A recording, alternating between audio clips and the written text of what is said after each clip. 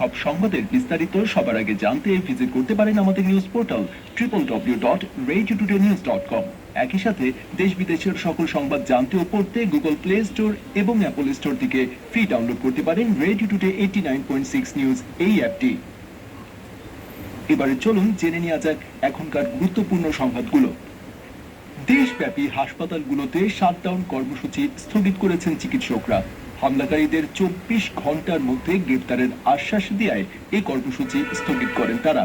রোববার সচিবালয়ে স্বাস্থ্য ও পরিবার কল্যাণ উপদেষ্টা নূরজাহান বেগমের সঙ্গে বৈঠক শেষে এ ঘোষণা দেন আন্দোলনরত চিকিৎসকরা। ওই বৈঠকে চিকিৎসকদের ওপর হামলাকারীদের 24 ঘন্টার মধ্যে গ্রেপ্তারের আশ্বাস দেন স্বাস্থ্য উপদেষ্টা। এর আগে ঢাকা মেডিকেল কলেজ হাসপাতালে চিকিৎসকদের মারধর ও লাঞ্ছিতের ঘটনায় জড়িতদের বিচার ও নিরাপত্তা নিশ্চিতের দাবিতে দেশের সব সরকারি ও বেসরকারি হাসপাতালে শাটডাউনের ঘোষণা দেন চিকিৎসকরা। রোববার দুপুরে এই ঘোষণা দেন তারা। মূলত রাজধানীর ক্যান্টনমেন্ট এলাকায় মোটরসাইকেল দুর্ঘটনায় আহত এক বিশ্ববিদ্যালয়ের শিক্ষার্থীর চিকিৎসাধীন অবস্থায় মৃত্যুর ঘটনাকে কেন্দ্র করে চিকিৎসকদের ওপর হামলার ঘটনা ঘটে।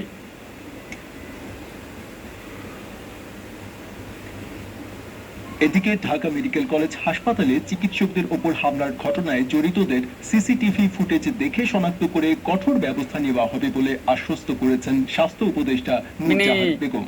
রোববার সচিবালয়ে এক সংবাদ সম্মেলনে